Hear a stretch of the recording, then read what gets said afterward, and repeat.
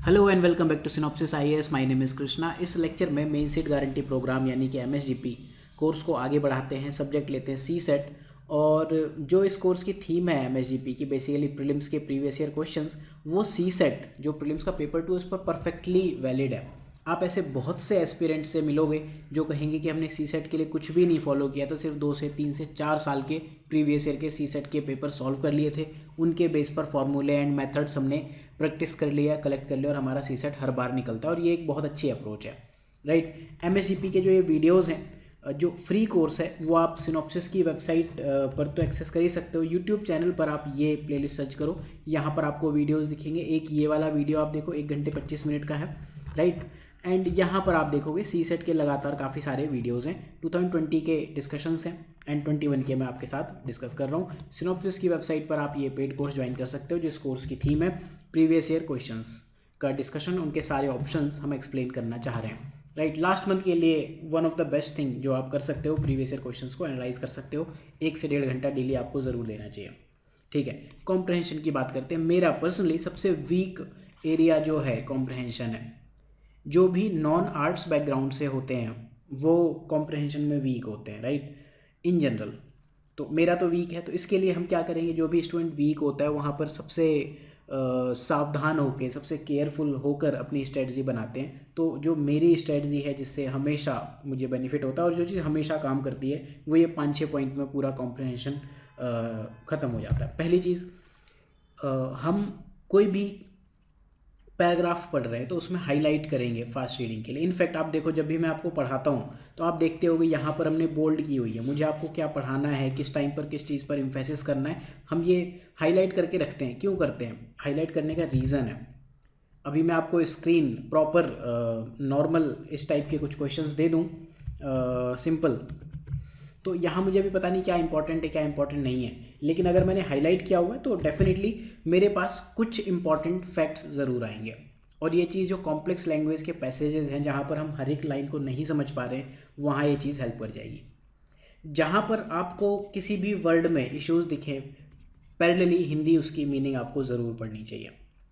Then एक जो चीज़ सबसे ज़्यादा काम करती है, देखो, कॉम्प्रहेंशन पढ़ने में इन जनरल लोगों को 2 से 3 मिनट पढ़ने में समझने में वेस्ट हो जाते हैं। तो पर्सनली हम क्या चीज़ कर सकते हैं, जैसा मैंने किया था वैसा मैं आपको बता देता हूँ। बर्ड आई व्यू, इसका मतलब क्या है? मैं सिर्फ कीवर्ड पढ़ूंगा कि एक एसेंस लेने की कोशिश करूंगा कि इस पैसेज में क्या बात की गई है। उसके बाद इमीडिएटली ऑप्शंस पे जंप कर जाऊंगा। बेसिकली मैं पैसेज बाद में पढ़ रहा हूँ, ऑप्शंस पहले पढ़ रहा हूँ, तो मुझे आइडिया लग जाएगा कि क्या इस क्वेश्चन में पूछा है और मार्क्स मुझे किस पे मिलने वाले हैं। और इमीडिएटली मैं यहाँ पर आऊँगा elimination techniques in all the passages. See GS1 अगर हम बात करें प्रीलिम्स पेपर 1 की, वहाँ एलिमिनेशन टेक्निक्स फेल होती हैं, बहुत बार फेल हो जाती हैं। एलिमिनेशन का स्कोप कई बार नहीं भी होता, बट जो पैरा है आपको कॉम्प्रहेंशन में दिखेंगे। मैं आपसे एक चीज़ बहुत क्लियरली कह सकता हूँ कि आप, अगर आपके पास टाइम नहीं है ना, आप सिर्फ और सिर्फ सॉल्यूशन पढ़ो। ABCD में क्या पूछ रहा है, सिर्फ एक्सट्रीम वर्ड्स एलिमिनेट करो और टिक कर दो विदाउट रीडिंग पैराग्राफ। ये चीज़ भी आपको पॉजिटिव मार्क्स दे जाएगी। जैसे इसी में मैं कहूँ, no man can live without adhering to some religious denomination. बहुत पैरा मैंने पढ़े हैं, बट ऐसा पैरा कभी भी आज तक इतनी वेग बात किसी ने भी नहीं कही। मैं इसे कट कर दूंगा। It is duty of everyone to propagate any अपना रिलीजियस डिनोमिनेशन बोला होता संप्रदाय, ऐसा है, सबकी ड्यूटी है। मतलब ऐसा अगर UPSC स्टेटमेंट देने लगे ना, उस साल UPSC की वजह से फिर राइट्स हो जाएंगे, दंगे हो जाएंगे। तीसरा है, religious denomination tend to ignore the unity of man, थोड़ा सा माइल्ड सा स्टेटमेंट लगता है। एंड चौथा कह रहा है, man do not understand their own religious denomination, right. तो यहाँ मुझे 3 तो परफेक्टली एक्सट्रीम वर्ड्स मिल गए। मैं इमीडिएटली इसको एलिमिनेट कर सकता हूँ, मेरे पास आंसर आ जाएगा। और इस चीज़ को मैं वैलिडेट ज़रूर एक बार, अगर टाइम है तो पैरा से ज़रूर वैलिडेट करना चाहूँगा। That's why I am telling, एक बार बर्ड आई व्यू देखो, पैराग्राफ है किस बारे में, उसके बाद सारे ऑप्शंस पे जाओ, फिर कंप्लीट पैसेज अगर पढ़ने की नीड पड़े तो कर लेना। एंड 90% टाइम्स आपको कंप्लीट पैसेज पढ़ने की नीड नहीं पड़ेगी। तो ये 2 लाइंस आपको डेफिनेटली ध्यान रखनी, एलिमिनेशन टेक्निक्स हर एक पैसेज में आपको यूज़ करना। एक चीज़ मैं आपको और क्लियर बताना चाहूँगा कि एलिमिनेशन टेक्निक्स सी सेट में क्यों ज़्यादा काम कर जाती है। उसका रीज़न है, GS1 में मेरे पास स्कोप है क्वेश्चन गलत कराने का, एक सब्जेक्ट से दूसरे सब्जेक्ट पे जाने का, बहुत सारी चीज़ें, बट यहाँ पर सी सेट में इंस्ट्रक्शन अगर आप पेपर के पढ़ो बहुत क्लियरली लिखा होता है कि आपको सिर्फ और सिर्फ इस पैराग्राफ के बेस पर ही आंसर देना है। 4 लाइन का ले दे के 5 लाइन का पैराग्राफ है, उसमें से मुझे 4 स्टेटमेंट बनाने हैं ऑप्शन, तो मैं कितने इसमें गलत स्टेटमेंट फ्रेम कर लूँगा। एंड ये सारे ह्यूमैनिटीज़ के हैं, कोई इसमें फैक्ट्स नहीं है, राइट। तो जब इस तरह के क्वेश्चंस होंगे एज अ पेपर सेटर मेरे पास कोई ऑप्शन नहीं है कि मैं बाकी स्टेटमेंट्स को बहुत ही ज़्यादा एक्सट्रीम वे में गलत कराऊँ। आप देखोगे कुछ क्वेश्चंस ऐसे ज़रूर दिखेंगे जहाँ 2 ऑप्शंस काफ़ी क्लोज हैं, वहाँ पर डिस्प्यूट्स भी हो जाते हैं बाद में सी सेट को लेके कि यूपीएससी ने ऐसा पेपर सेट कर दिया, वैसा पेपर सेट कर दिया। तो यूपीएससी या कोई भी एग्जामिनर थोड़ा सेफ ज़रूर खेलना चाहता है कि यहाँ पर वाद विवाद ना हो। आज के इस लेक्चर में ही हम ये दोनों चीज़ें वैलिडेट कर लेंगे। Then find extreme words and definitive statement in the passage. आपको इस तरह के वर्ड्स जो बहुत क्लियरली किसी चीज़ को कहते हों, उस चीज़ को आपको फाइंड करना है। आप देखोगे एटलीस्ट 1 या 2 ऑप्शन उन वर्ड से बने होते हैं। जैसे अगर मैं इसी वाले पैरा में करूँ तो जब ये बात कर रहा है कि if everyone is left to जज his own religion there is no such thing in his और हर रिलीजन दैट इज़ रॉन्ग। तो ये बहुत ही एक्सट्रीम सी बात कही। जब मैं अपने रिलीजन की बात कर रहा हूँ तो ऐसी मुझे कोई चीज़ दिखेगी ही नहीं जो गलत है। ये बहुत ही एक्सट्रीम एंड डेफिनेटिव टाइप का स्टेटमेंट हुआ, राइट।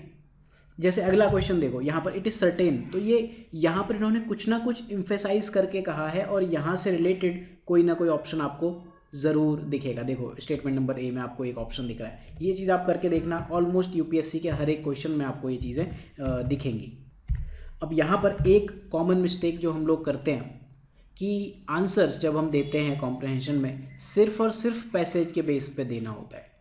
आप देखोगे 5 to 7 आउट ऑफ 10 पैसेजेस में आंसर सिर्फ और सिर्फ पैसेज के बेस पर ही बनता है। अगर आप पैसेज की नॉलेज के बियॉन्ड जाते हो, स्पेशली जीएस की नॉलेज यूज़ करते हो, तो ऑप्शंस आपके गलत हो जाते हैं। और ये चीज़ तब ज़्यादा आपके लिए डिजास्टरस होती है जब सारे ही स्टेटमेंट आपको ठीक लगते हो और वो जर्नलिस्टिक सी बात करते हो, राइट। ये भी चीज़ हम देखेंगे।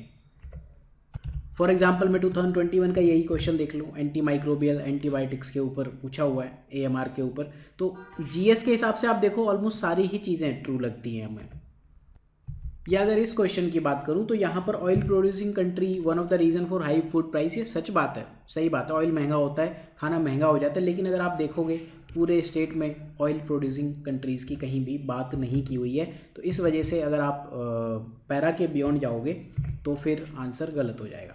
फिर एक पर्सनल चीज़ कि आप कंफ्यूज ना हो, 2 कलर्स के पेन यूज़ करो या फिर 1 हाइलाइटर यूज़ कर लो, एक पेन या एक पेंसिल यूज़ कर लो। इसके अलावा पिछले 5-6 साल में या इनफैक्ट इवन 10 ईयर्स में जो कॉम्प्रहेंशन के क्वेश्चंस हमने एनालाइज किए, एक चीज़ बहुत क्लियरली पाई कि most of the comprehension in 5-6 words के इर्द गिर्द घूमते हैं। क्रक्स की बात करेगा, राइट, या फिर समरी की बात कर देगा, लॉजिकल इन्फ्रेंस या फिर रैशनल इन्फ्रेंस की बात कर देगा, एजम्पशन पूछ लेगा, कोरोलरी की बात करेगा, क्रिटिकल आइडिया, क्रिटिकल मैसेज की बात करेगा। इनके बियॉन्ड बहुत ज़्यादा नहीं जाता यूपीएससी। और अगर आपको इन चीज़ों की मीनिंग क्लियर ना हो रही हो या कोई भी कन्फ्यूज़न हो तो हिंदी मीनिंग पढ़ लिया करो इन टर्म्स की, आपको क्लियर हो जाएगा एग्ज़ाम में ही, राइट। तो ये 5-6 चीज़ें आप ध्यान रखो एंड आप कॉम्प्रहेंशन ईजिली सॉल्व कर पाओगे। साथ में कॉम्प्रहेंशन करते हुए 2 चीज़ें होती हैं जब हम रीडिंग कॉम्प्रहेंशन की बात करते हैं, तो 3 चीज़ें हैं जो सबसे ज़्यादा इश्यूज़ क्रिएट करती है। पहली चीज़ कॉम्प्लेक्स लैंग्वेज की बात होती है। दूसरा जो इशू आता है, 1 थिंग इज़ कॉम्प्लेक्स लैंग्वेज, 3 में से एक आपकी कॉम्प्लेक्स लैंग्वेज है, राइट। दूसरा जो इशू आता है लॉन्ग कॉम्प्रहेंशन और तीसरा है शॉर्ट कॉम्प्रहेंशन। शॉर्ट कॉम्प्रहेंशन को पढ़ने में आपको 1.5 से 2 मिनट लग जाते हैं। अगर मैं पढ़ूंगा एग्जाम में तो मुझे बहुत टाइम लगता है। उसके बेस पर एक ही क्वेश्चन सही होता है और लॉन्ग कॉम्प्रहेंशन बहुत बड़े हैं, उसके बेस पर आजकल 2 ही क्वेश्चन पूछ रहे हैं। तो ये इश्यूज़ आते हैं। तो जनरल रीडिंग आपने अगर की हुई है तो चीज़ें ईजी होती हैं, बट फिर भी ज़रूरी नहीं कि आप बहुत ज़्यादा वाइड रीडिंग वाले बंदे हो। आपको बस 2-3 चीज़ें बहुत क्लियरली ध्यान रखनी है। आंसर आपका पैसेज पर बेस्ड होना चाहिए। मैं आपको बिल्कुल क्लियरली बता रहा हूँ, अगर आप कॉम्प्रहेंशन में वीक हो मेरी तरह, मैं आपसे प्योरली रिलेट करूँगा। मैं जो चीज़ें करता हूँ उनको आप ध्यान रखना। पहली चीज़ कीवर्ड हाईलाइट करो। टीचिंग करते हुए हम कीवर्ड हाईलाइट कर रहे हैं, मैंने आपको क्लियरली बताया।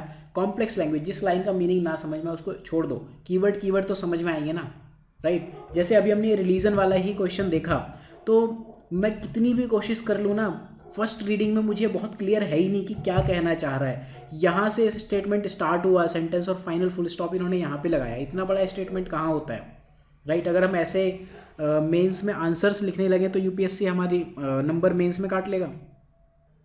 फिर आप इसकी लैंग्वेज देखो, इतनी टिपिकल है। With respect to what are called denomination of religion, if every one is left to be a जज of his own religion, there is no such thing. अब पढ़ो, ये लैंग्वेज पढ़ो क्या है मतलब। इससे अच्छे तो हिंदू के गंदे वाले आर्टिकल बेटर होते हैं, वो भी समझ में आ जाते हैं। तो यहाँ पर मैं क्या करूँगा, मैं सिंपल सी एक चीज़ करूँगा, कीवर्ड हाईलाइट करूँगा कि देखो डिनोमिनेशन ऑफ रिलीजन की बात कर रहा है, कुछ रिलीजन के संप्रदाय से रिलेटेड है। फिर ये कह रहा है everyone is left to be जज ऑफ हिज ओन रिलीजन, अपने रिलीजन की बात करनी है। No such thing that is wrong, ठीक है, मतलब कुछ भी ऐसा नहीं जो गलत है। और if they are to be जज ऑफ अदर रिलीजन, दूसरों के रिलीजन का जज करें तो दैट इज़ राइट। कुछ कुछ समझ में आ रहा है, राइट। अगर मैं इसको वर्ड बाय वर्ड समझने बैठूँ ना, उतना टाइम ही नहीं है। तो ये कह रहा है therefore all the world is right and world is wrong matter of religion.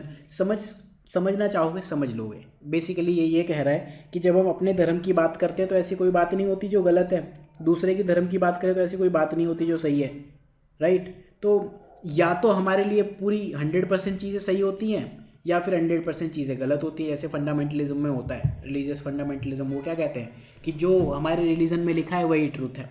तो बेसिकली ये है, इतना समझना। मैं अगर सिर्फ हाईलाइट करूँ कीवर्ड्स को तो मेरे पास यहाँ पे 4 से 5 कीवर्ड हो गए। उसके बाद ये हुआ बर्ड आई व्यू। उसके बाद मैं सीधे जाऊँगा, देखूँगा क्या है, एजम्पशन पूछिए। एजम्पशन के बाद मैं एक्सट्रीम मीनिंग देखूँगा। एक दो चीज़ें ज़रूर आइडेंटिफाई करने की कोशिश करूँगा कि क्या जो चीज़ पूछ रहा है वो इस पैसेज में बात की है। जैसे प्रोपेगेशन की बात नहीं की है, राइट, तो ये स्टेटमेंट गलत हो गया। हालांकि duty of everyone to propagate, ये भी बहुत एक्सट्रीम स्टेटमेंट है। कहाँ बात कर रहा है ये प्रोपेगेशन की? ये बात कर रहा है रिलीजन की समझ की, ठीक है। No one can live without adhering to some religious denomination, समझ की बात कर रहा है। ये इस तरह की बात ही नहीं की इसने। Man do not understand their own religious denomination. मुझे एक चीज़ ज़रूर समझ में आ गई कि ये पैराग्राफ एक बात ज़रूर कर रहा है कि आदमी अपने डिनोमिनेशन को तो बहुत अच्छे से समझता है, दूसरे को तो कहता है ये फालतू है, राइट। तो अगर मैं इस लॉ पे भी जाता हूँ कि मुझे अपने पैराग्राफ पे ही स्टिक रहना है तो भी मेरे पास आंसर आ जाते हैं। एक ये चीज़ जहाँ से बहुत क्लियरली आंसर आ रहे हैं, दूसरा ये दो चीज़ें, एलिमिनेशन टेक्निक्स आप हर एक पैराग्राफ में यूज़ करो, ठीक है। तो हम नेक्स्ट लेक्चर में ये कुछ पैसेज सॉल्व करने की कोशिश करेंगे। कॉम्प्रहेंशन का इससे ज़्यादा बेटर और इससे ज़्यादा शॉर्ट लेक्चर या फिर इससे ज़्यादा शॉर्ट अप्रोच ऑफ सॉल्विंग कॉम्प्रहेंशंस मैं आपको नहीं बता सकता। अगले कुछ लेक्चर में हम कॉम्प्रहेंशन पैसेजेस सॉल्व करने की कोशिश करेंगे।